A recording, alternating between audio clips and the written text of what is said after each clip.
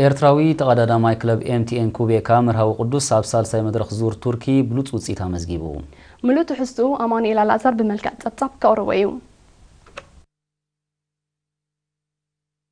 ኤርትራዊ ተቀዳዳማይ ክለብ ኤምቲኤን ኩቤካ መርሃዊ ቅዱስ 329 ሚያዝያ ኣብ ዝተኻየደ ሳልሳይ መድረኽ ዙር ቱርኪ ራብዓይ ደረጃ ብምሓዝ ብሉጽ ውጽኢት ኣመዝጊቦም 184 ኪሎ ሜትር ዝሸፈነ ሳልሰይቲ መድረኽ ኣብ መወዳእታ 13 ኪሎ ሜትር ተሪር ዓቐብ ዝሓኩር ብምንባሩ 20 ዝበለጹ ልዑል ዓቐብ ናይ ምሕኳር ተኽእሎ ዝነበሮም ተቐዳደምቲ ክሳብ 3 ኪሎ ሜትር ዝተርፍ ድሕሪ ዘካየድዎ ሓያል ምርብራብ ኢስቶንያዊ ላይን ታማራ ካብ ክለብ ኮፊድስ እንግሊዛዊ ኣዳም ያተስ ካብ ክለብ ኦሪካ ግሪን ኤጅ ሞሊቆም ብምውጻእ ቀዳማይ ካልኣይን ደረጃ ክሕዙን ከለው 38 ካልኢታት ድሒራ ካብ ዝመጸት 4 ዘኣባላት ጉጅለ ድማ ኤርትራዊ ተቀዳዳማይ መርሃዊ ቅዱስ ራብዓይ ደረጃ ብምሓዝ ውድድሩ ፈጺሞም በዚ መሰረት ሊትዌናዊ ተቀዳዳማይ ሬንታ ታመራ ብልጫ ማልያ ክለብስን ከሎ ኤርትራዊ ተቀዳዳማይ መርሃዊ ቅዱስ ድማ ብሁሉል ግዜ ካብ ተቀዳዳማይ 38 ካልኢ ጥራይ ድሒሩ 5ይ ደረጃ ሒዙ ይርከብ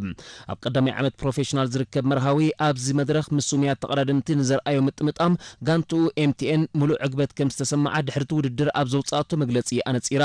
ኣብ ዝቕጽል ውድድራት ብፍላይ ድማ ካልአይቲ ናይ ዓቐብ መድረኽ ዝኾነ ሻድሸይቲ መድረኽ መርሃዊ ብዝግባእ እንተደኣ ሰሪሑላ ብጫ ማልያ ከም ናትናኤል ክምንዛዕ ከም ዝኽእል ጋንቱ ኣብ ዘውጻእቶ መግለጺ ኣነጺራላ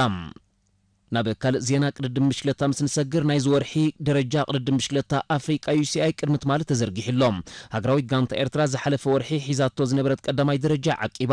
ሃገራዊት ጋንታ ኤርትራ ኣብ ኣልጀርያ ድሕሪ ዘመዝገበቶ ብሉጽ ውጽኢት ብ636.59 መሪሕነት ክትሕዝን ከላ ሃገራዊት ጋንታ ሞሮኮ ብ511 ነጥቢ ካልኣይ ደረጃ ሒዛ ትስዕባ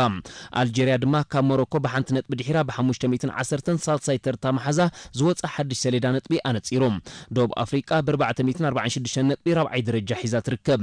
ብውልቂ ንዝተሓዝ ነጥቢ ሞሮካዊ ሙሕጹን ላሕጻኒ ብ174 ነጥቢ ቀዳማይ ደረጃ ክሕዝን ከሎ ተዓዋቲ ዙር ኣልጀርያ ኤርትራዊ መክሰብ ደበሳይ ድማ ካብ ራብዓይ ደረጃ ናብ ካልኣይ ብምሕኳር ብ155 ነጥቢ ይስዕቦም ሳልሳይ ድማ ኣልጀርያዊ ዑዘዲን ላዕቃ ብ154 ነጥቢ ንምሕጹንን መክሰብን ይስዕቦም ካልኦት ኤርትራውያን ተቀዳደምቲ ሒዘሞ ዘለው ደረጃ ነዚ ይመስል ተስፎም ዕቁባ ማርያም ብ100 ነጥቢ ሻብዓይ ኣማኑኤል ገብረዝጋቢሄር ብ76 ነጥቢ መበል 15 መርሃዊ ቅዱስ ድማ ብ62 ነጥቢ መበል 18 ደረጃ ሒዞም ኣለው ይኹን እምበር ሃገራዊት ጋንታ ኤርትራ ኣብቲ ብዓለም ደረጃ ማለት ብወርልድ ቱር ንዝተሓዝ ነጥቢ ክሳብ ሕጂ ሓንቲ ነጥቢ እውን ከተዋህልል ኣይከኣለትን ደቡብ ኣፍሪቃ ግን 32 ነጥቢ ብምሓዝ ካብ ኣፍሪቃ እታ እንኮ ነጥቢ ዘለዋ ምዃና ዩሲአይ የመልክት